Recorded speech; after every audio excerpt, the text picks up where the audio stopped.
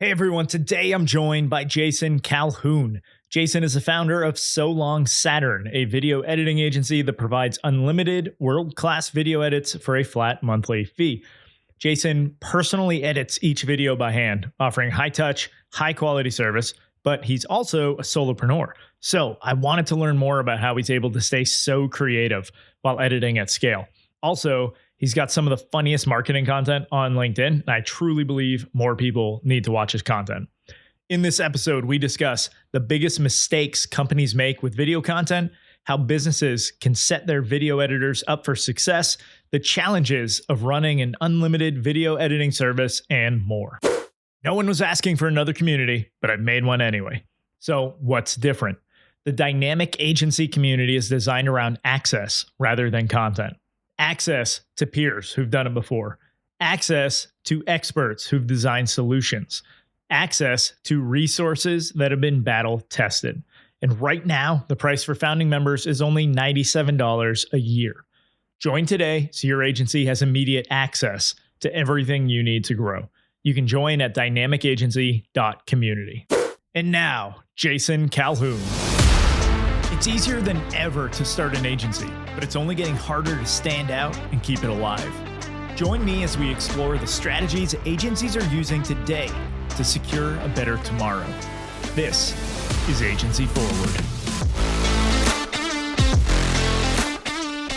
What's the biggest mistake the companies make with their video content?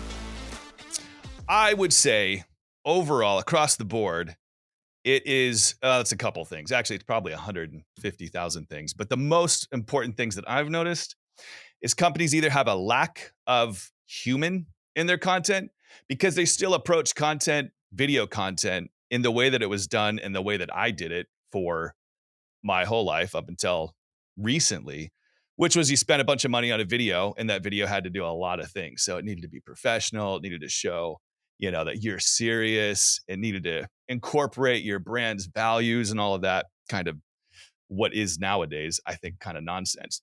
Because like today, everything's going on social media. And so this is one of the problems with, I think, content on LinkedIn, video content, is it still, a lot of it follows that rule of like, well, this is my business content. So it's got to be professional and I want people to take me seriously. And I've got valuable content to tell you about. So I'm going to present it in a very professional way. And it just doesn't hit with anybody because your audience isn't just watching LinkedIn professional content. They're watching, most of their content is hilarious and funny and human. And like the stuff that makes you a human, the things that make your family and friends like you, your personality and those traits tend to never come through in corporate videos, business videos. It's definitely a trend that's shifting. Like I've been surprised over even the past probably 6 months. A lot of the clients I talk to understand that. And that's part of the reason they're reaching out to me now. But still the vast majority, when I tell them like, you just need to make your content more human. And the best way you can communicate with a human, or I can think of how you meet a human on the street, a human, because I'm an alien, human, but you meet another person on the street, you tend to smile and you're warm and maybe you crack a joke. And that usually when you crack a joke or you kind of laugh about something, you're kind of in with that person. You tend to, because you shared this emotional experience, even though it was humor, like you shared something. So when I'm talking to a client who's trying to move off the bandwagon of like professional, serious, I try to push them toward humor. And that's the reason for that is like, it connects with people. It shows that you're human, you're like them. And it's the same reason like Super Bowl ads. Most of them that you remember are funny, funny catches attention. And then you can go into your content that's maybe a little bit more serious, maybe talks about more of like your company's problem statements or, shares that valuable insight you have. But if you do that at first, it's like you just repel people. Right. I think there's a huge gap in exactly what you just said, where it's like you're not just competing for attention with everybody else providing content on the platform or your direct competitors within the market. It's like you're literally competing for attention against like having to make dinner for your kids, having to read stories before bed. Like there's all of these other things in people's lives. It's like if you can create that content that's like gets them so hooked that they're like, oh yeah, like I want to go watch this, right? Like it stops them and they actually want to look at that, over every other thing going on in their life. Like now I think you're on to something. You Yep, can't do that with that 100%. corporate kind of professional boring. Like, let me get my tie on so that we can we can just look the part. Man. Yeah, because Um, even like the trend that's been pushing that's been at least popular, especially on LinkedIn, is the talking head content where you just take out your iPhone and you share some valuable insight. And that stuff to me now, because your feed is filled with that, because everybody's doing the same thing. And I guess that would be the other thing that I see companies mistake that a company will make with their video content is they'll just copy other people. Because either they don't have the capacity or they don't have the person in place on their team that's able to think outside the box when it comes to how you present yourself on social media with video. So you just look at what other people say you do, the right thing to do, and you just look at your competitors and just kind of copy them, which can be okay. But very quickly you see what's happening on LinkedIn. I talk about LinkedIn a lot because LinkedIn's the worst. It's like the best platform. It's the one I use the most because you can use it effectively, but most people don't. So your feed is just filled with like these talking heads sharing valuable content kind of stuff. And so to a viewer, you just see that as an ad. You know instantly what that is. It's somebody selling their product or service or idea or membership or subscription or whatever. And so you just skip right past it. So you're totally right. I mean, you're competing with someone's time and attention. And generally, this isn't always true, especially LinkedIn's a little bit different. But for the most part, when people are scrolling, they just want to get their mind off of work and off of all of this, like filling my brain with, 5 ways to, I don't know, to market better. You're just like, I just want to break. And so, again, if you can push into something that's different and disruptive and off, and usually humor works, it'll pull somebody in. And then you got to keep them in, like that's a good hook. And then you've got to figure out how to keep them engaged with that content. But, anyways, yeah, I would say yeah. those two things I see the most, anyways. So how are you approaching, like, I guess the ideation of your hooks? Oh my gosh. It's like the hardest thing with video content, and this is, I guess, social media in general, is that I've been doing this for a long time, and there is no secret to this that I found. I mean, for the most part, I think the best thing that I've learned is just through trial and error, just trying a bunch of stuff. So I get a lot of clients who come to me and they want to jump right into ad spend and just reach a bunch of people. And I'll always try to push them like push organic first and just try this off, test it out on a smaller audience. Like if there's a platform that you don't have a ton of people on, X tends to be a good platform for this, where you can just test ideas, even in like text form. You have an idea that maybe you want to develop into a video down the road. Like just try it out. Like try the messaging out and just the general idea for the video on X or something where you don't have a huge audience, but you can still test and see which of these general ideas may have legs to them, and then develop it into maybe a full post on another platform, and then you can develop into a video. At least if you're doing it on your own and you don't have a lot of resources, if you have somebody in house or you have somebody like me who can edit a bunch of videos for you, then just throw them out there and try stuff. Because as much as I think I know about content, it still is always surprising to me which videos stick. It's almost never the ones that I think, We'll try out a bunch of different concepts and I'll think I know the ones that are gonna like stick, and it's almost never those. It's almost always the ones that I'm like, what is that one? That was the idea. And then you just, keep going that direction. But there's still so much trial and error I think to marketing in general. If somebody tells you they've got it figured out and there's a science to it, I think they're feeding you BS. Yeah, I just got off a call with a client, and one of the things I had to remind them was, as we're like working through their positioning and everything, it's like, just so you know, everything is a guess, right? Like, we will Exactly. only know once the market tells us. And That's so we're it. taking our best guess, and that's why you bring experts in. But like, Yep. it's a guess. Um, But it's also like that's one of the wonderful things about social media today is you can try things really quickly and mhm, get feedback so much faster and cheap compared to the old days, where it was a bunch of money to try to test something else right. or test something out before you really, put even Yeah. more money behind it. But man, it's so easy now. It's like just put a bunch of stuff out there. That's why I'll even echo the idea of publishing on X before elsewhere. So there's no penalty even to the algorithm. So like, even if you do have a huge following, Yes, you can publish exactly. 20 times in a day and it's not going to hurt you. Like, try that Yep. on LinkedIn and you're starting to lose some of the impressions. Yep. Uh, so yeah, the what I like about your hooks So like one, your marketing content for your own business. I think people can learn a lot of things from this. This is what brought you onto the show in the first place. Like I've become a fanboy. It's okay. Like I'll let everybody know. Um, but I was just scrolling and it was like, oh, there's a video with you and I can't remember. It was either Joe Rogan or like one of these clips. But it's like, so one, they're funny and you like pick it up pretty quick. That's usually what keeps you. But the fact that it was like you with someone famous that's like easily identifiable. It's like, oh, I see Mark Zuckerberg, right? Elon Musk, um, Liam Neeson. It's like when you see them on the screen, like right away within that hook, it's like, okay, something's going on here. And so like I liked how it's a something no one else is really doing in order to like create good content. And I feel like even, I mean, you're using it a lot for like just marketing your business and Yep. stuff, which I think is awesome. But I feel like there's also ways you could be doing similar things to just promote ideas and like do other types of content.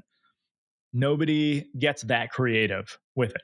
Is it just a like they don't have the experience? They don't. There's a lack of understanding of what they could do, or is it that they feel LinkedIn expects a certain type of content, and so they're going to try sticking within that?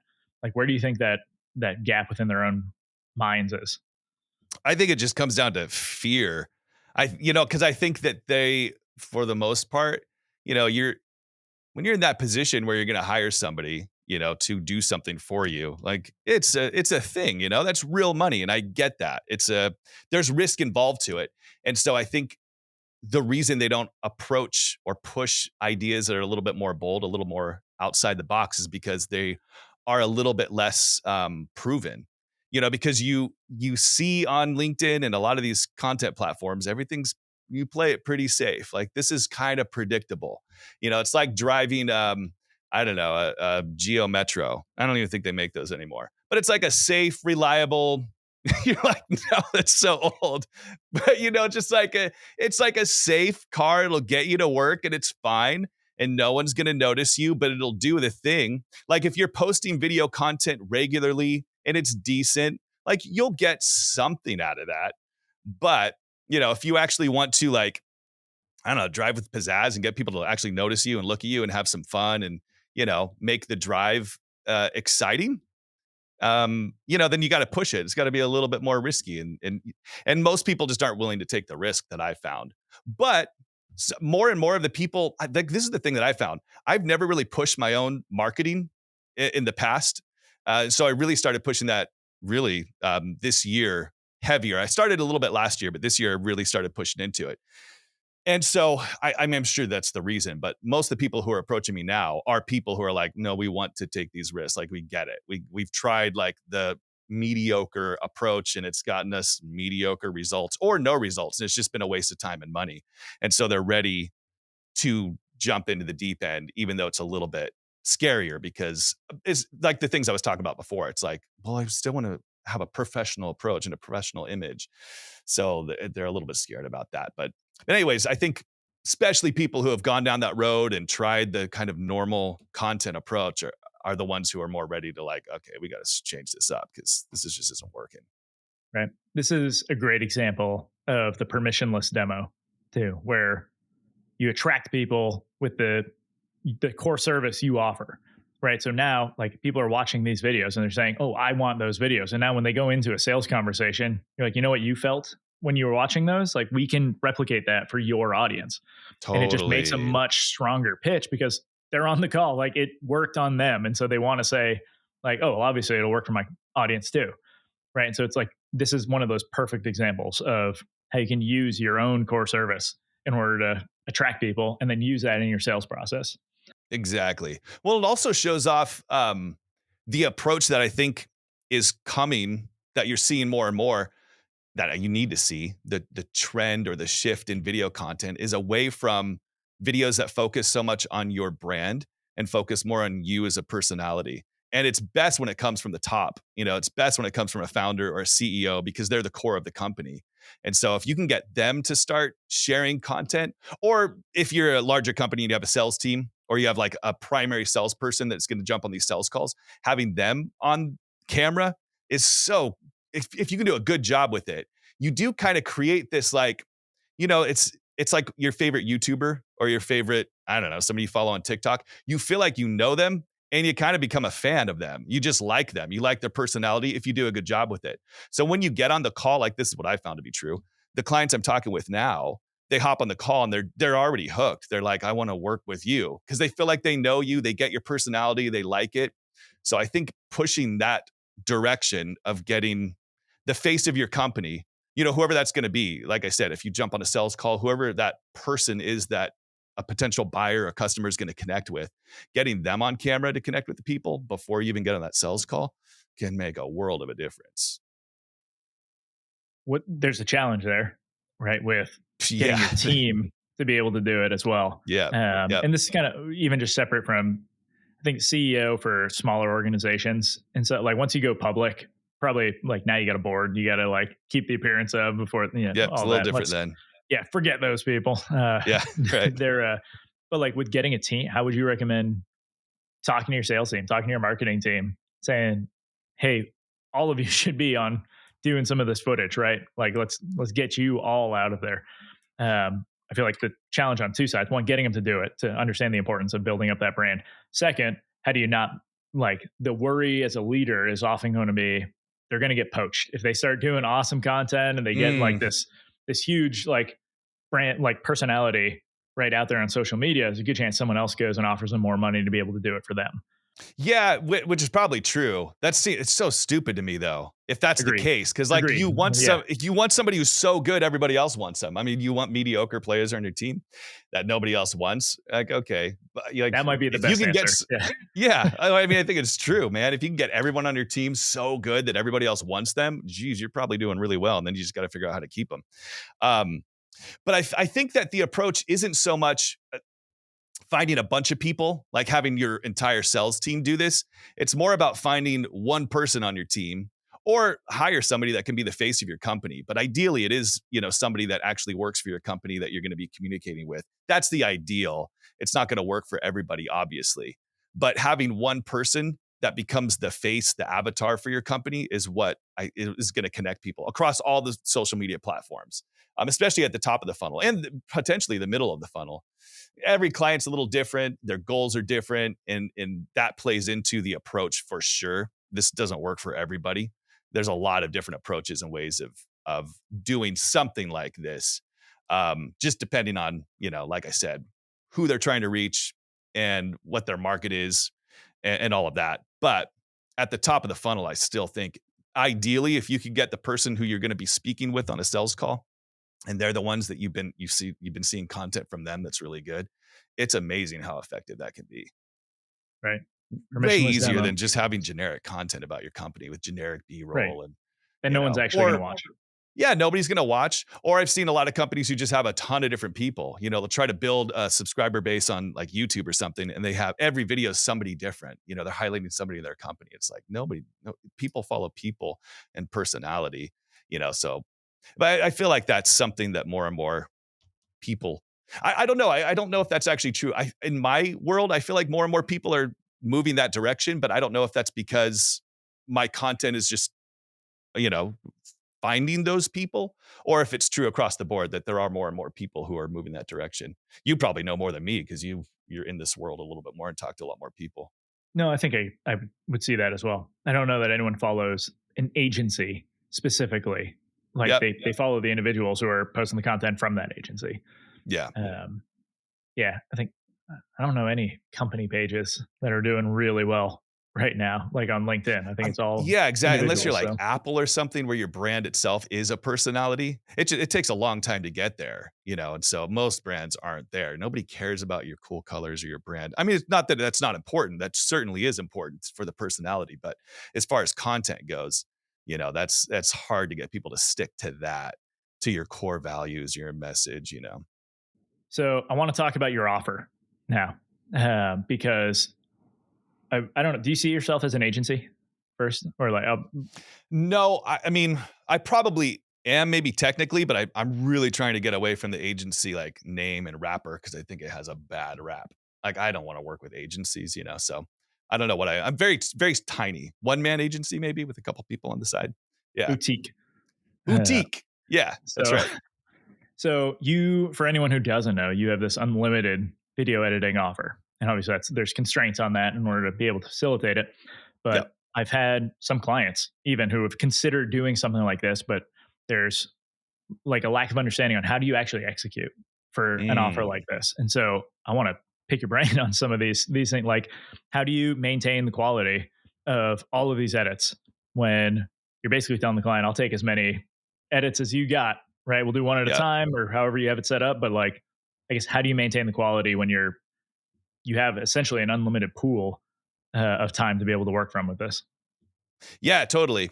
And that was a fear of mine when I first started it because I came from the typical video production process, like I said, where a client would pay a bunch of money for one video and we work on it for a long time. So it's been a couple of things. One has been for sure AI tools. Whenever I say AI tools, people instantly think of AI generative video and they're like, that's stupid, it's bad. But what I mean is more like using tools outside of the generative tools just to make me quicker. Like, for example, it used to be a client would send me, 5 hours of footage, say talking head footage, a bunch of interviews, and we needed to boil this down into a 2.5 minute piece. And the client would let me know, here's what we need to pull out of this. This is the message we want to get across.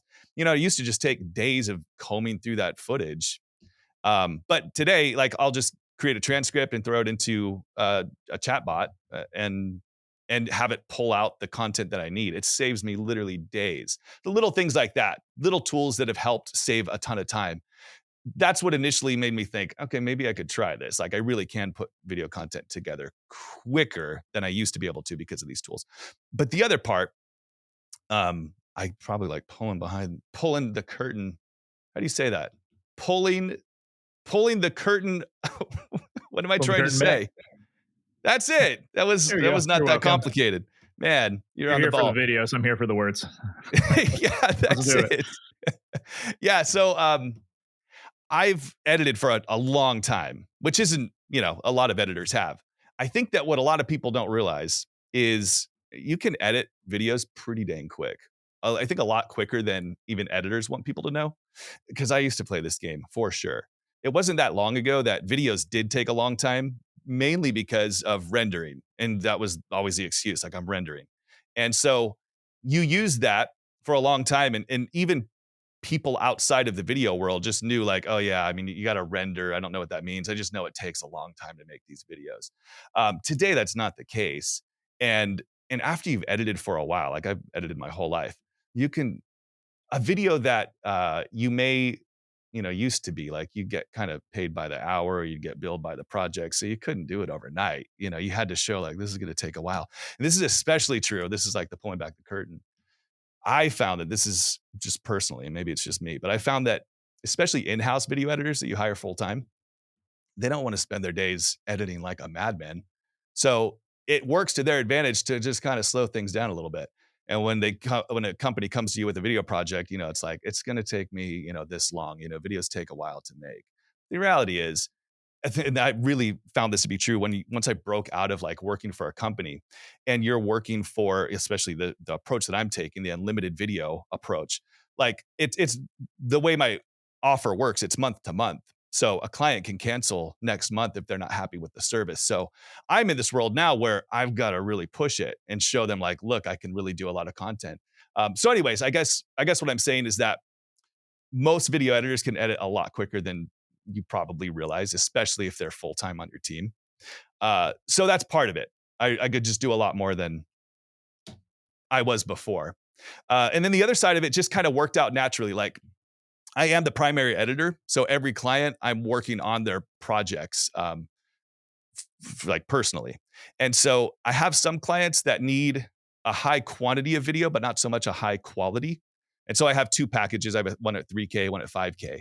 And so the 3K one, I let them know like the quality is not going to be as good. But if you need a lot of videos, I use a lot more AI tools. So I have some clients that are in that camp. And then I have the other ones that need high quality video content.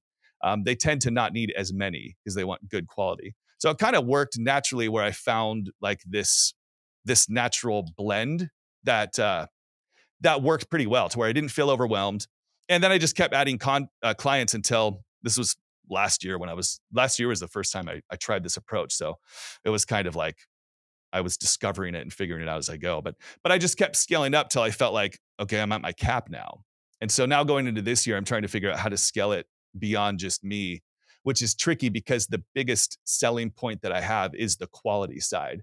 Because there's quite a few people who are doing the unlimited video offer, but most of them, it's not great quality. So that's my biggest thing is trying to figure out how to scale this thing and maybe bring some other people on even full time, but keep that quality. So that's been the trickiest thing. Right. So how do you kind of measure capacity for yourself to know like are clients having to make requests a certain like a week out at least and for whatever content they need made, or like how do No, you the measure way that? it works, practical sense is I work through Trello, same way as Design Joy. I got this whole idea from this guy, Design Joy, who did the same thing in the design space. So I just work through Trello, and clients will put in a request. They have one column where they put in video requests, one on top of another. The one at the top is the video that I'll pull over into the active column, and I'll work at one video at a time. Is technically how it works. So I'll work on that video. Once you approve it, it goes into the completed column, and then I'll pull the next one over. So it's one video at a time. But there have been situations where clients have multiple videos. They'll have one video that's like a long-term video. It might take us a month to work on. So I'll work on other videos in between. And then they just put in a deadline for it when they need it. And so it's just worked out weekly and almost daily where I just go and check my Trello to see, what projects have popped up and just scaled slowly. So I started with just a few clients to where that's like this rhythm feels fine. And you get to know the rhythm and the pace of the client. They tend to need about the same number of videos each month. So once I figured out like, okay, this is comfortable, I would add one more. And then it was kind of scary though, because I was like, I don't know what this client is going to need. Um, but it worked out to where I felt like, okay, this is my natural cap. I can't realistically add any more and still keep the quality. Right. Yeah, I think that would be the hard part for most people to be able to Yep. like, okay, I can take on another client, but like if they need a higher volume of videos like within this, so I guess you set like a turnaround time, like a guaranteed kind of turnaround time for a Mm-mm. video, or No, I say most videos are turned around, at least with the rough cut, within I think I say like 2 to 4 days or something like that, which tends to be true. Even on a longer project, I can usually get at least a rough cut pretty quick within a day or two. So I just don't really describe like what's that rough cut going to be. Sometimes it's like pretty rough because this is a big project, and sometimes it's almost complete. The other thing I was going to say that does lend itself to me is like I'll work with brands. And so once we get the first month of content out, I have a bunch of assets. I have different animations and I have their color grade down and I understand their pacing and the messaging. So from that point on, it tends to get better and easy on my end. It's easier because I can use a lot of the assets I created, from the first month and reuse those or just use them as templates, to change them up for the next video. right? So you're able to maintain quality while starting to do this at scale. How do you maintain creativity at scale?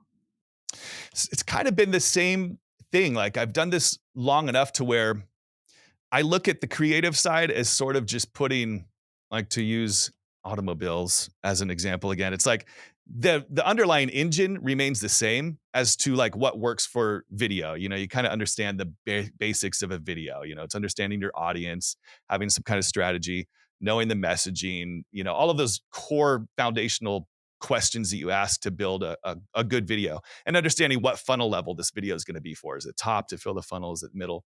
All of those things go into the core, and that's kind of the engine. And then the creative side is just like the wrapper around it.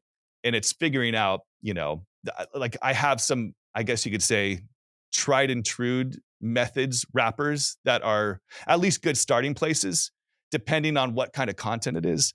The trickiest content, I think, to put a creative wrapper around is when it is kind of a talking head and the person is just not funny and they're not good on camera. So it's just, you gotta get creative there. And if that's the case, and if it's not working, then I'll just say, let's try this body style for the car, if you will, a different approach. So I think it's just time.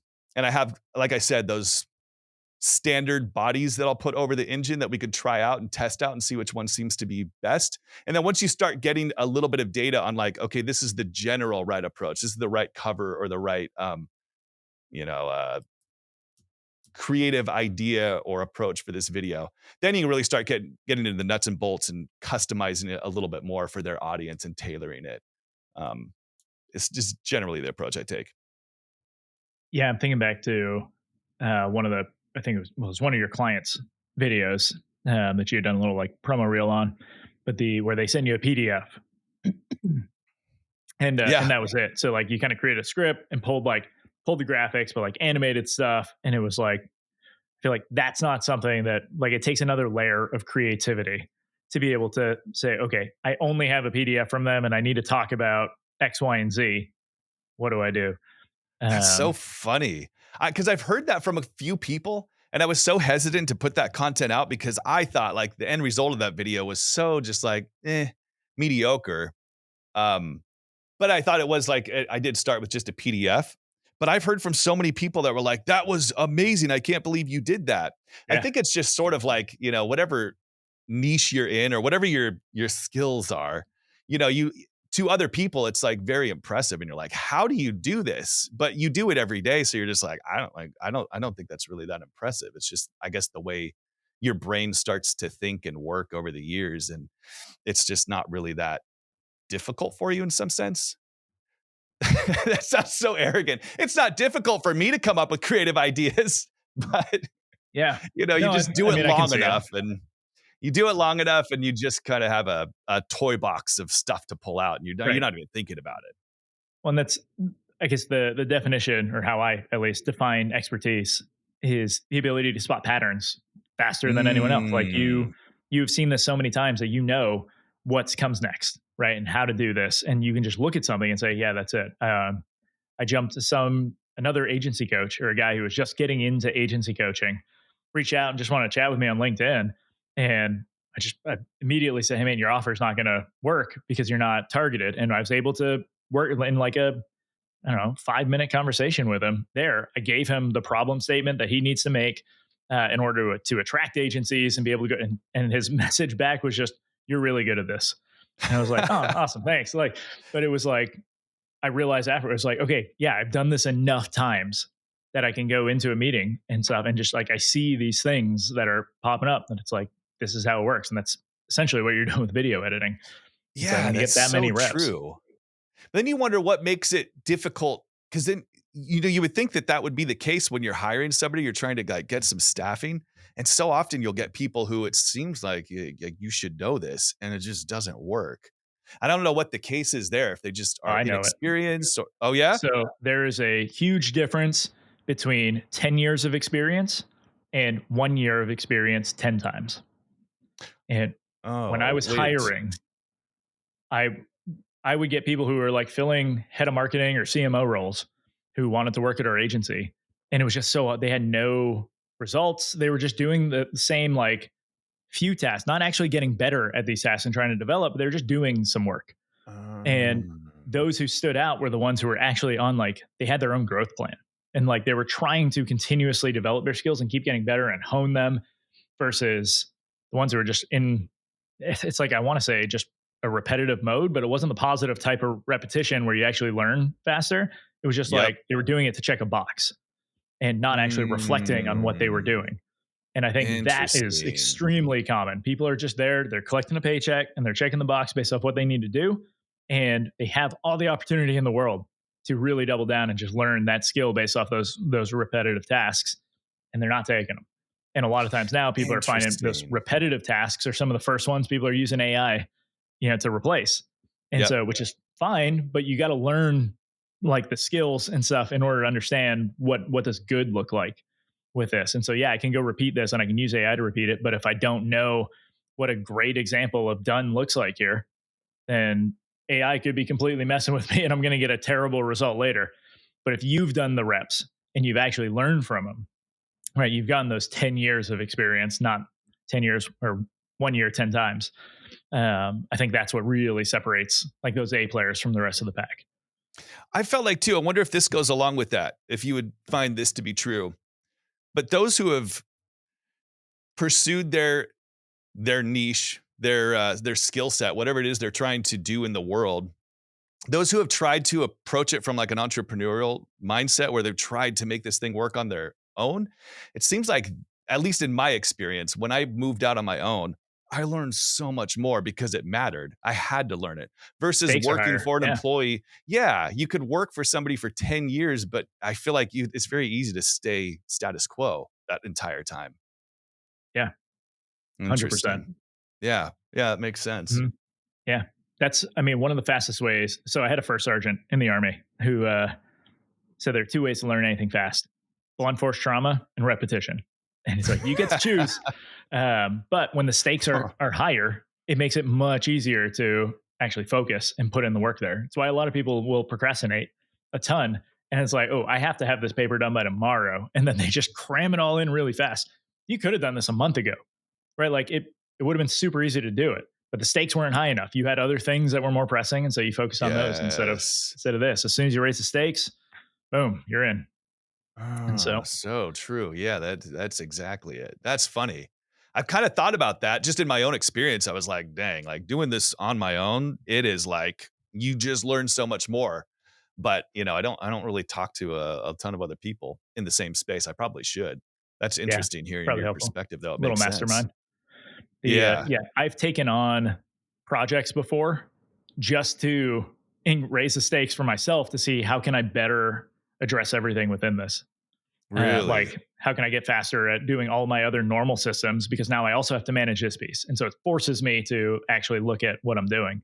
And like, I had a period in Wow. the Army where it was dead. There was just nothing going on. I literally had to write every note down in my notebook to make sure I could track everything. But then we'd have some of these faster pace times. And it was like, I knew it. It was like, someone could ask me, like, hey, where's this unit at this time? And I would know exactly what was going on, who was running that unit, like what their, task and purpose were. Like, it was in my head, and I don't know what Hmm. turned on, but it's like the stakes were higher, right? Like you can't risk the mistakes versus when things are slow and you don't really have a need. It's like, yeah, whatever. Yes. Yeah. And so, 100%. Yep. Yeah, I found so that to be true for yeah, sure. Just with the clients I work with versus working for a company where I just knew what the bar was. I knew I could hit this very easily. There was never a right, reason to push myself. But man, as soon as it matters, exactly what you're saying, the stakes are higher because this client could cancel with you next month if you don't perform. It changes it completely. Yeah. definitely. So, what's the 80/20 for everybody? If someone is going to start doing video content today, what is that one step that knocks over the first domino for everything else? Yeah. I mean, I really do think, this kind of this is tooting my own horn, but I think it is finding the right person. The editing side of video is everything. It is at least 80%. Because the concept, I always tell people this when I used to work a lot more on the production side and pre-production side, shooting and all of that, and editing was just part of it. And the editing side is literally where the video comes together. So you have an idea for what the video is going to be before you start shooting, and it'll change when you go to shoot it, and it'll change dramatically when you actually cut it together and see it. So I continued over the years of working in video more and more toward the post-production side, the editing side, just because I'm like, this is where the magic happens. This is where you can completely alter the video entirely, when you're cutting it. I feel like having somebody that you can use who isn't just like a good editor, like they can create cool looking videos. There's a lot of AI that can do that, but somebody who really, I think, is able to think outside the box and enjoys, approaching a video that isn't just following the status quo, I suppose, um, is really where I would start. There's a lot more, I suppose, but that at the end of the day, that really makes or breaks your video and whether it's going to be seen. And I'd say that's the 80%. Awesome. So, got two questions as we Uh-huh. start wrapping this up. First one: what book do you recommend every Mm. agency owner should read? I was thinking about that because you sent the questions before, and I was like, man, I wanted to throw out a bunch of like big name books that made me sound impressive, but I think like for me, the biggest thing that at least, personally, and the way that I've approached trying to grow this So Long Saturn thing is books that grow me in areas that I need growth in. Because especially if you own your own business, it is really hard to turn your brain off from thinking about the business. That consumes so much of your time. So to me, to continue to try to develop that side of my brain with books hasn't been so helpful. I feel like you really need to be a well-rounded person to excel in whatever role you're taking on, especially your business. So I try to consume books that build up other areas of my life. And for me, there's like this book that really stood out to me. It's a super short book and it's not written that well, but it's by Sean Whalen, who started Lions Not Sheep. I don't know if you know that guy, but he has a book called How to Make Shit Happen. I think that's what it's called. And in this book, he explains this concept he calls Core 4, which is just basically departmentalizing the different parts of your life. So I've broken that. I added a fifth element that I think is important, at least for me, that I try to focus on, which is man, I totally lost them. It's your work, your relationships. I'm saying them out of order, so now it's all backwards. But basically, your work life, your relationships, spirits, and your physical fitness. Is that all of them? Anyway, so the idea is just for me anyways, rather than focusing on like the work side, which I'm trying to turn off, I'll try to read books that build up my relationship with my wife and my family, or work on the physical side of my life or something like that. But that book was super helpful for me just to lay out like how important it is to really focus on all the areas of your life, not just the work side. So I guess that's the one I would say really impacted me a lot. Yeah. I definitely think it's underappreciated of just reading other stuff, even fiction, right? Like actually opening Man, a novel. no kidding. I've had points where like I'll be reading a fiction novel and that just for some reason unlocks some thinking in my business. I'm like, oh, that's what I need to do. And Isn't that funny? there's no It's direct true. correlation. Like I don't know how it works. I Uh-uh. think it's just giving your brain a break. I mean, it's the same as like playing guitar or something, like grabbing, like doing something creative when you need to be focused on the analytical side in order to like, I don't think brains are actually right and left brain. I think they got rid of that theory. But the idea of Mine's like, not. I don't know how mine works.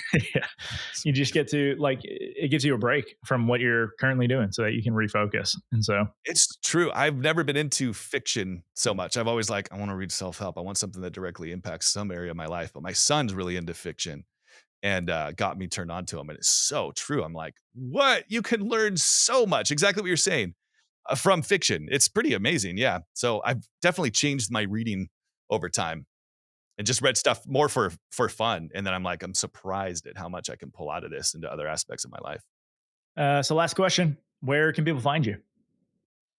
Oh, I guess probably my website, solongsaturn.com. And then if you go to the Let's Chat part, it goes directly to me. Probably the easiest way. Most of my content I put on LinkedIn right now. So you can see And I would strongly recommend everyone follow you on LinkedIn. A lot of great content. Again, it's what inspired this conversation and what got me to say I need to have Jason on the podcast. And so, I'm glad you did. I appreciate it. This was fun. This was actually super enjoyable. Awesome. You sound surprised, but I'll take it as a Well, because compliment. you'll get people that reach out and they're like, there seems to be like, there's always like an ulterior motive, and you're kind of like, what is this actually about? Or they're just kind of odd or something. I'm always like, man, it's great when you meet people that are just like normal, good people doing good things out there. It's like, this is cool. It's fun. It's a good thing. Well, I will take it. So thanks for joining. Heck yeah. Thank you.